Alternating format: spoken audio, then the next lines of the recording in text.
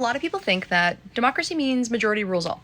And like that's kind of true, but also there's limitations to that, okay? So if you have a democracy and 51% of the population votes that 49% of the population has no rights moving forward, then that democracy is inherently weakened, right? And so, yes, the majority does make a lot of the calls, but you have to be very careful when one of the things that the majority is ruling is to take away a minority's rights, okay?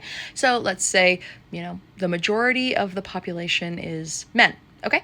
And they vote to take away women's rights. Okay, so women cannot vote. So now that democracy is actually much weaker because it's a small portion of, well, it's the majority of the population, but they are controlling a minority of the population, making their share of the democracy bigger, okay? So what democracy has to do, the fine line that it has to walk, is whenever the majority wants to take away the rights of a minority, so women, people of color, anything, even people who just don't agree, right? Like any thought minority too, right? Whenever democracy takes away the rights of a minority group of people, they have to be very careful that they are not undermining the very democracy that they are espousing, right?